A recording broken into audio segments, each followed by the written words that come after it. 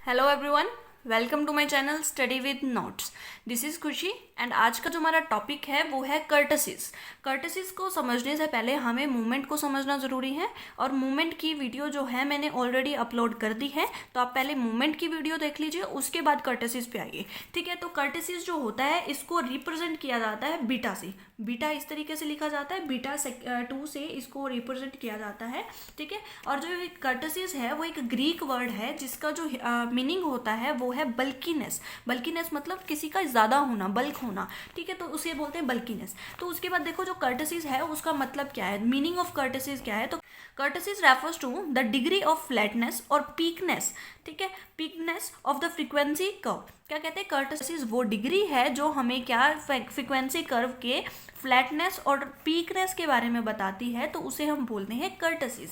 ठीक है, कर्टसीज हमें क्या बताती है, शेप बताती है फ्रीक्वेंसी डिस्ट्रीब्यूशन की, कि जो फ्रीक्वेंसी है उसका जो भी डिस्ट्रीब्यूशन किया गया है तो उसकी शेप कैसी है। जैसे हमने किया था स्क्यूनेस का चैप्टर। तो स्क्यूनेस में क्या हुआ था कि असिमेट्रिकल होता है, तो उसमें क्या होता है कि एक तरीके से झुकाव ज़्यादा होता है, एक तरीके से टेल बनती है। लेकिन यहाँ पर किसी भी तरह की टेल नहीं बनेगी, यहाँ पर पीकनेस को दिखाया जाएगा कि इतनी चीज़ है या इतनी है। वो स्क्यूडनेस नहीं दिखाएगा, वो पीकनेस दिखाएगा, इतनी या इतनी। ठीक है, तो उस तरीके से क्या है, हम कर्टसीज को समझ सकते हैं। Measure of the peakness of the distribution, मतलब कि जो डिस्ट्रीब्यूशन है उसकी पीकनेस के मेजर को समझने के लिए दो चीजें होती हैं कि अगर मोर पीकनेस है, मोर पीकनेस मतलब ज्यादा है, वो पीक ज्यादा है तो लार्ज कर्टसीज है, और अगर लोअर है तो हम क्या बोलते हैं, स्मॉल कर्टसीज है। मैं आपको यहाँ पे डायग्राम दिखाती हूँ। जैसे कि ये हमारा डायग्राम है, इस डायग्राम में देखो, अगर ये जो डायग्राम है इतना बड़ा है, इसकी अगर पीकनेस इतनी बड़ी है तो क्या बोलेंगे, ये लार्ज कर्टसीज है।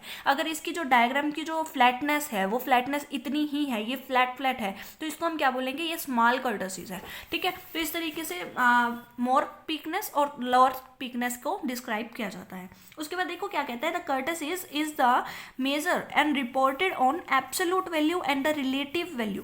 एब्सोल्यूट वैल्यू और रिलेटिव वैल्यू क्या होती है, एब्सोल्यूट जो ओरिजिनल एक्सप्रेशन पे चलती है, जो इसको एक्सप्रेस करते हैं उसके ओरिजिनल में करते हैं तो वो एब्सोल्यूट होती है, और रिलेटिव क्या होती है, जब इसे हम किसी परसेंटेज में या रेशो में एक्सप्रेस करते हैं तो उसे रिलेटिव वैल्यू बोला जाता है। जो एब्सोल्यूट कर्टसीज होती है वो हमेशा पॉजिटिव रहेगी, ये हमेशा याद रखना। और इसकी जो वैल्यू होती है नॉर्मल कर्व की, नॉर्मल डिस्ट्रीब्यूशन की, वो 3 होती है। ठीक है, तो हम बोल सकते हैं तो बीटा है वो इज इक्वल्स टू 3 रहेगा इन द नॉर्मल कर्टसीज। ठीक है, नॉर्मल कर्टसीज में जो बीटा है वो इज इक्वल्स टू 3 रहेगा। ठीक है, beta is equals to 3 in normal distribution. ठीक है, अब देखो जो हमने यही किया, एब्सोल्यूट कर्टसीज जो है वो हमेशा पॉजिटिव नंबर में रहेगा, मतलब ये -3 नहीं है, ये +3 है तो पॉजिटिव रहेगा। और जो एब्सोल्यूट कर्टसीज है नॉर्मल डिस्ट्रीब्यूशन का वो 3 होगा, और 3 से बड़ा होगा तो हम बोलेंगे कि उसकी पीकनेस ज़्यादा है, 3 से कम होगा तो हम बोलेंगे कि पीकनेस कम है। ठीक है, अब देखो क्या कहता है, relative kurtosis is the relative to the normal distribution which have the heavy tailed और लाइट टेल्ड। जिसका हैवी टेल्ड होती है या लाइट टेल्ड होती है तो उसे हम क्या बोलेंगे, रिलेटिव कर्टसीज बोलते हैं। ठीक है, उसके बाद देखो कर्टसीज को जो मेजर किया जाता है उसे बीटा 2 से किया जाता है। मैंने आपको पहले ही बताया कि इसको बीटा 2 कहा जाता है कर्टसीज को, और मेजर भी बीटा 2 के द्वारा ही किया जाता है। टाइप ऑफ कर्टसीज हमारा नेक्स्ट टॉपिक आता है। नेक्स्ट में देखो 3 तरह के जो कर्टसीज होते हैं। सबसे फर्स्ट लेप्टोकर्टिक, मेसोकर्टिक एंड प्लेटिकर्टिक।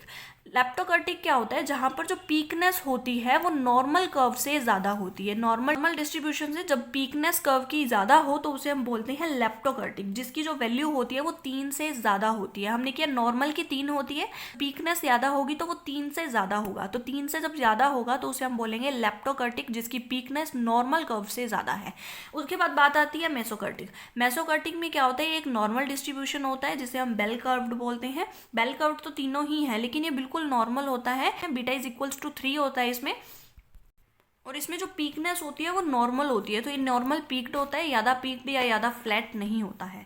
अब प्लेटिकर्टिक क्या होता है, लेस पीक्ड होता है कर्व देन द नॉर्मल से लेस पीक्ड होता है, मतलब जो ये होता है वो थोड़ा हम कह सकते हैं कि ये थोड़ा फ्लैट होता है, तो इसकी जो वैल्यू होती है वो 3 से कम होती है, लेकिन रहेंगे तीनों ही पॉजिटिव, नेगेटिव नहीं हो सकते। ठीक है, तो यहाँ पर देखो हम डायग्राम देखते हैं। डायग्राम में यहाँ पर सबसे बड़ी चीज़ ये सिमेट्रिकल है, असिमेट्रिकल नहीं है। तो सिमेट्रिकल की सिचुएशन क्या होती थी, mean is equals to median and median is equals to mode, मतलब जो तीनों हैं वो इक्वल होंगे टू ईच अदर। तो यहाँ पर एक चीज़ बनती है कर्टोसिस। कर्टोसिस क्या कहता है, पीकनेस को देखता है, पीकनेस इस तरीके से। अब सबसे जो बड़ा होगा, सबसे बड़ा जो होगा उसे हम बोलते हैं लेप्टोकर्टिक, जिसकी जो वैल्यू हमने की β2 इज ग्रेटर देन 3, जहाँ पर 3 से बड़ी होगी बीटा की वैल्यू, तो वहाँ पर हम क्या है, कर्टसिस कहते हैं कि ये लेप्टोकर्टिक है।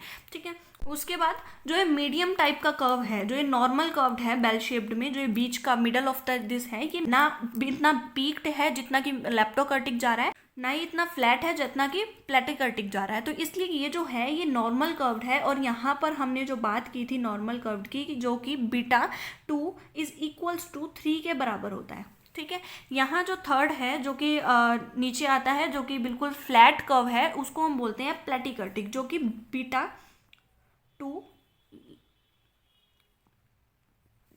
ठीक है, जो प्लेटिकर्टिक होता है वो 3 से छोटा होता है। तो यहाँ पर तीनों के बारे में आपको पता चला होगा। एक चीज़ और देखो कि यहाँ पर जो कंसंट्रेशन होती है, जो भी वैल्यूज़ है फ्रीक्वेंसी की, जो भी डिस्ट्रीब्यूशन है, यहाँ पर लेप्टोकर्टिक में जो फ्रीक्वेंसी की डिस्ट्रीब्यूशन की जो कंसंट्रेशन होती है वो बिल्कुल सेंटर के पॉइंट में होती है, सेंटर के पास होती है। यहाँ पर इक्वल डिस्ट्रीब्यूशन होती है ऑफ द आइटम, जो भी अराउंड जो ये सेंट्रल वैल्यू है उसके अराउंड ही हमारी जो फ्रीक्वेंसी की वैल्यूज़ होती हैं। यहाँ पर क्या होता है, यहाँ पर जो लो पीक्ड होता है और लेस कंसंट्रेशन होती है नियर द सेंटर, सेंटर के कम इस पॉइंट पे थोड़ी कम ही जो हमारी फ्रीक्वेंसी डिस्ट्रीब्यूशन की जो कंसंट्रेशन होगा वो कम होगा, और इस साइड थोड़ी सी इस साइड यहाँ पर ज़्यादा होगा। ठीक है, यहाँ पर इस साइड सारा इक्वल होता है और यहाँ पर ज़्यादा होता है। तो इस तरीके से लेप्टोकर्टिक, मेसोकर्टिक एंड प्लेटोकर्टिक।